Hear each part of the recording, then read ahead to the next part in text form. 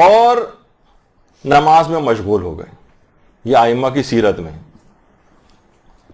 اور یہ بات بھی علماء کرتے ہیں اور روایت میں بھی یہ بات آئی ہے کہ ایسا شخص جو نمازوں کو ان کی ہمیشہ اول اوقات میں انجام دیتا ہو وہ دنیا اور آخرت کے اندر ہر جگہ ایک بلند مقام اس کو نصیب ہوگا.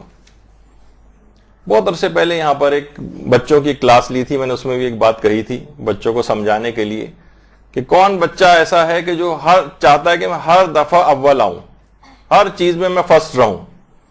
تو تقریباً سب بچوں نے ہاتھ کھڑا کیا. تو میں نے ان کو باقاعدہ اس موقع پر ایک نصیحت کی تھی, ہم سب لوگوں کے لیے وہی چیز ہے کہ اگر کوئی شخص واقعتاً دنیا اور آخرت کے ہر کام میں اول آنا چاہتا ہے تو وہ نمازوں کو اول اوقات میں پڑھنا شروع کر دے. ہر چیز میں فرسٹ رہیں گے آپ. کوئی بھی اس کا تجربہ کر کے دیکھ لے, آج تک میں نے اس تجربے کو جن افراد نے بھی کیا ہے کبھی ان کو ناکامیوں کا منہ نہیں دیکھنا پڑا کسی بھی زندگی کے مرحلے میں. باقاعدہ کتاب ہے, اس کا نام ہی ہے کتاب افلاکی خاکی. اور جب ایران عراق جنگ ہو رہی تھی تو اس زمانے میں باقاعدہ جو مختلف دستے ترتیب دیے جاتے تھے اس میں لشکروں کے نام رکھے جاتے تھے, مثلا لشکر علی ابن ابی طالب. اس میں ایک شیخ پھر تو ایران عراق جنگ میں شہید ہو گئے تھے, ان کا نام تھا شیخ مہدی زین الدین. یہ اس کو لیڈ کر رہے تھے. ان کی ایک سیرت تھی کہ یہ ہر نماز کو ان کے اول اوقات میں انجام دیتے تھے.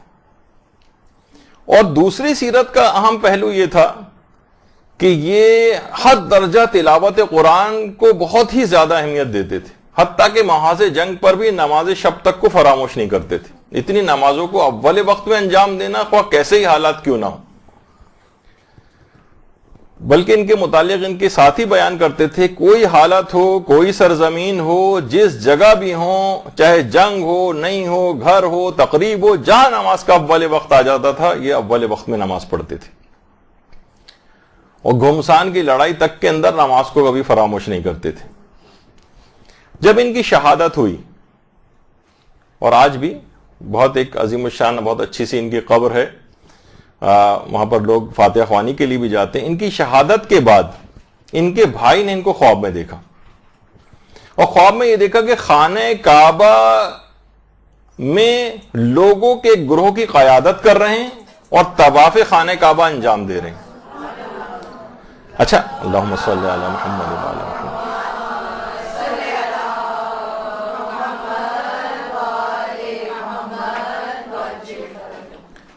ان کے بھائی نے کہا کہ ارے ظاہر خواب میں دیکھ رہے تھے کہ آپ تو شہید ہو گئے تھے, یعنی آپ خانہ کعبہ میں کیسے؟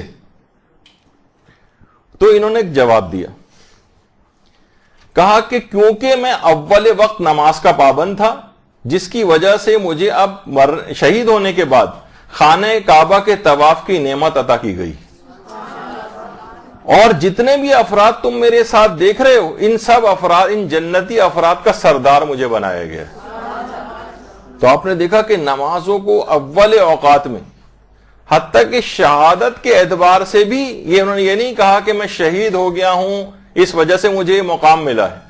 شہادت کے بعد بھی نمازوں کو اول وقت اوقات کے اندر ادا کرنے کی وجہ سے مجھے مقام ملا ہے کہ تو شہادت کے بعد یعنی اس دنیا میں جانے کے بعد بھی خانہ کعبہ کے طواف کی نعمت مجھ کو دی گئی, یہ اجازت دی گئی کہ میں یہاں آ کر طواف کعبہ انجام دوں, اور جتنے افراد ساتھ دیکھ رہے ہو ان سب جنتی افراد کا مجھے سردار مقرر کیا گیا.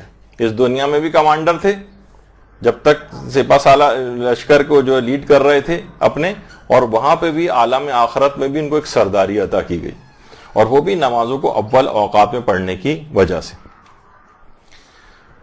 تو ان کی سیرت پر کتنے ہی وہاں پر سیمینار بھی ہوتے ہیں, اور ظاہر ہے کہ نیک افراد کی نیکیاں, ان کی سیرت کی یہ پہلو لوگوں کے سامنے اجاگر کرنے چاہیے تاکہ ہمیں بھی تشویق و ترغیب پیدا ہو. اور کتنے